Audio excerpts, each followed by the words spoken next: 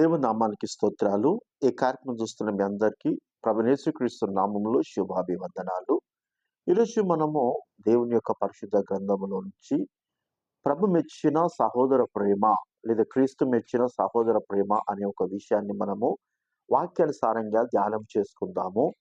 మొదటిగా ద్వితీయోపదేశ కాండము 10వ అధ్యాయము 19వ వచనాన్ని మనం గమనించినట్లయితే, ద్వితీయ ఉపదేశ కాండము 10వ అధ్యాయము 19వ వచనంలో మనం ఒక విషయాన్ని ధ్యానము చేసినట్లయితే, మీరు ఐగుప్తు దేశములో పరదేశులై ఉంటిరి గనుక పరదేశిని జాలి తలచూడి అంటున్నాడు. అంటే ఇక్కడ ఒక పరదేశి విషయంలో మనము జాలి తలుచుకోవాలి అంటున్నాడు. అంటే మనం ఒకప్పుడు ఐగుప్తు అనే బానిసత్వంలో ఉన్నప్పుడు దేవుడు మన మీద ఏ విధంగా అయితే జాలి పడ్డాడో, మనము కూడా ఇతర పరదేశి విషయంలో కూడా జాలి పడాలి, ఆతిథ్యం ఇవ్వాలని చెప్పేసి దేవుడు ఇష్టపడుతున్నాడు. దేవునికి స్తోత్రాలు కలుగునుగాక.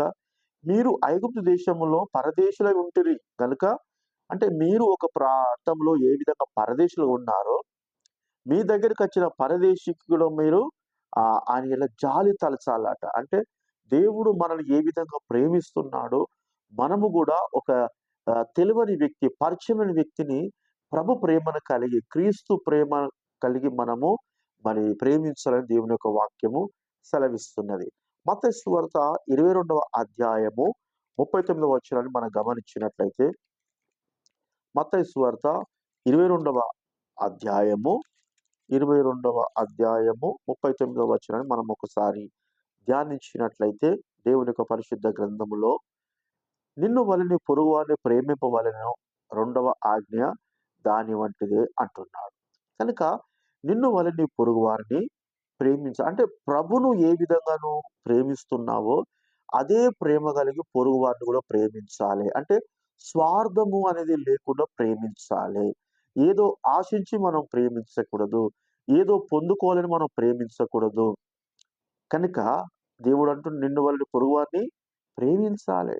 ఏదో దేని కొరకు ప్రేమించద్దు, కానీ నువ్వు నీ దేవుడైన ప్రభును ప్రేమించినట్టు సహోదరుడు ప్రేమించాలని మనము దేవుడు చెప్తున్నాడు. అంటే మొదటి పక్షపాతము లేని ప్రేమ ఉండాలి, రెండోది స్వార్థం లేని ప్రేమగా ఉండాలని దేవుడు ఇష్టపడుతున్నాడు. అదే విధముగా యోహాను సువార్త 13వ అధ్యాయము 35వ వచనం మనం గమనించినట్లయితే, 30వ వచనం, మీరు ఒకని ఎడల ఒకడు ప్రేమ గలవారైన ఎడల దీన్ని బట్టి మీరు నా శిష్యులని అందరూ తెలుసుకుందరు అని. అంటే ఒక శిష్యత్వానికి దేవుడు వేసిన పునాది. దేవునికి స్తోత్రాలు. అంటే యేసుక్రీస్తు ప్రభును అంగీకరించిన మనమందరము ఆయన శిష్యులమే గనుక, ఆయన ఏ ప్రేమ కలిగి ఉన్నాడో మనం అలాంటి ప్రేమ కలిగి ఉండాలి, అప్పుడే ఆయన శిష్యులం అవుతాము. కనుక ఆయన ఏ ప్రేమ కలిగి ఉన్నాడో ఆ ప్రేమ కలిగి లేకుండా స్వార్థముగా మన స్వనీతిని, మన స్వబుద్ధిని ఆధారం చేసుకుంటూ ఎదుటి వ్యక్తిని మనం ఒక రకంగా చూసినట్లయితే దేవుడు వేసిన పునాది మీద మనం లేని వాళ్ళమని దాని అర్థము. అందుకే యేసుక్రీస్తు ప్రభువారు ఏం చెప్తున్నాడు, ఏమంటున్నాడు, మీరు ఒకరి ఎడల ఒకడు ప్రేమ గలవారై అయిన ఎడల దీన్ని బట్టి మీరు నా శిష్యులని అందరూ తెలుసుకోవాలి. అంటే మనము లోకంలో తెలిసిపోయినాం, మీ లెవెల్ అంటే మేము ఒక క్రైస్తవులము, దేవుని బిడ్డలు మనం చెప్పుకుంటున్నాం. కానీ మనం చేసే భక్తిని బట్టి కాదు, కానీ దేవుని ప్రేమను చూపించినప్పుడు ఆ బయటి ప్రపంచము నా శిశువులని అందరూ తెలుసుకుందరంట. అంటే బయటి వాళ్ళు నీ కొరకు సాక్ష్యం ఇవ్వాలి.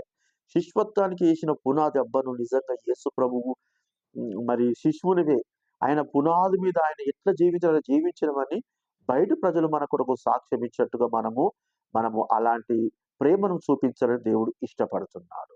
అదే విధముగా రోమీయులకు రాసిన పత్రిక 12వ అధ్యాయము 9వ వచనాన్ని మనం గమనించినట్లయితే, మీ ప్రేమ నిష్కపటమైనది ఉండవలెను, చెడ్డదాన్ని అసహించుకొని మంచిదాన్ని హత్తుకొని ఉండవలెను. అంటే మన ప్రేమ ఎలాంటి ప్రేమ ఉండాలంటే నిష్కపటమైనది, అంటే కపటము లేనిది.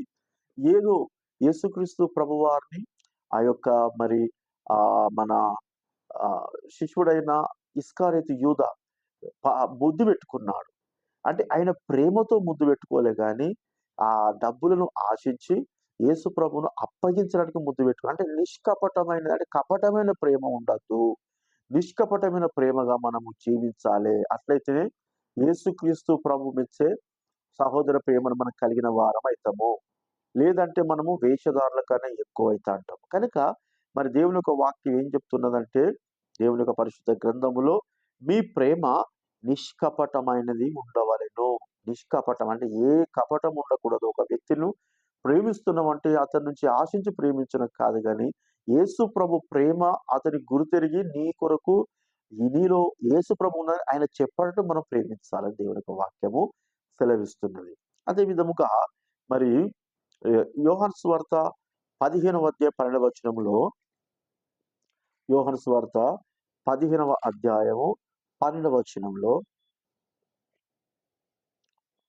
నేను మిమ్మును ప్రేమించిన ప్రకారము మీరొకరినొకరు ప్రేమింపవాలంటే నా ఆజ్ఞ అంటున్నాడు. అంటే యేసు ప్రభువారు ఏ విధంగా మనల్ని ప్రేమించిండో అదే ప్రకారంగా మనము ఇతరులను కూడా ప్రేమించాలి.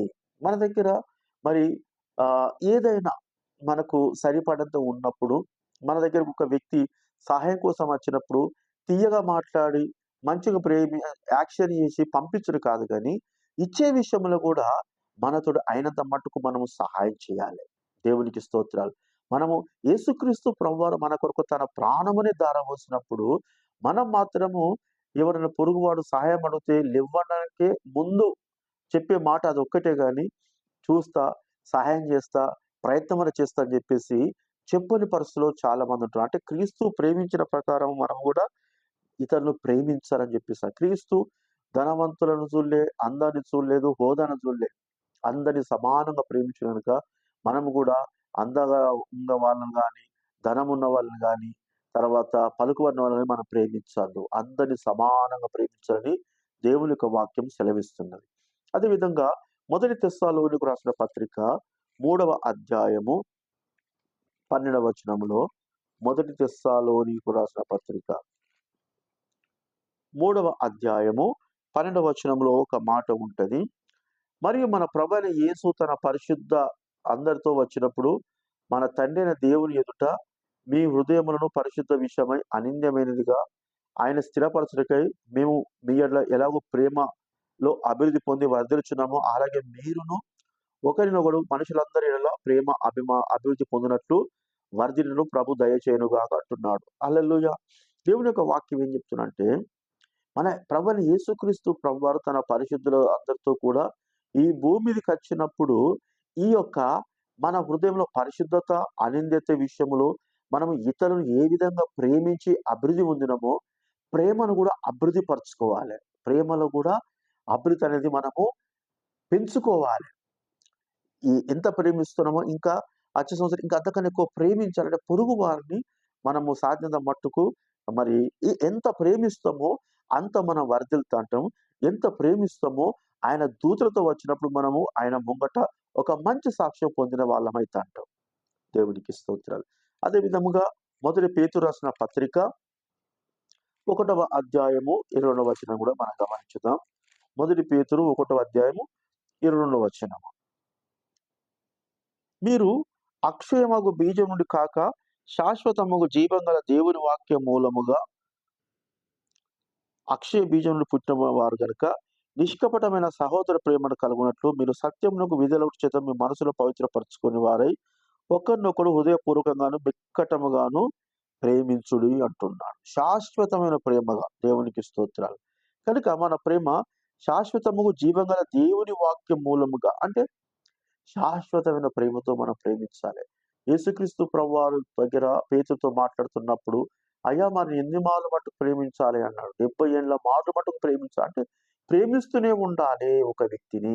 ఎందుకంటే యేసుక్రీస్తు ప్రభువారు మనం ఎన్నో తప్పులు చేస్తున్నప్పుడు, ఎంతో ఆయనను గాయపరుస్తున్నప్పుడు, బాధ పెట్టినప్పుడు కూడా ఆయన చూస్తున్నట్టు ఊకుంటున్నాడు. మనం ప్రేమిస్తున్నప్పుడు మన ఎడల ఒక వ్యక్తి ఒక చిన్న తప్పు చేస్తే మనం ఓర్చుకోము. మస్తు ఫీల్ అవుతా అంటాం, కోప్పడతా అంటాం, గొడవ చేసుకోవడానికి ఇష్టపడతా అంటాము, అసహిస్తా అంటాము, అతని కొరకు చెడు చెప్తా అంటాము, ఇతరులకు వారి కొరకు చెడు ప్రచారం చేస్తా అంటాం. కనుక మనం అట్లా చేయకుండా శాశ్వతమైన ప్రేమతో ప్రేమించడానికి మనము సిద్ధపడదాం. కొద్ది మాట ప్రభు మనం ఇంట్లో దీవించును గాక. ఆమేన్. Praise the lord. Thank you.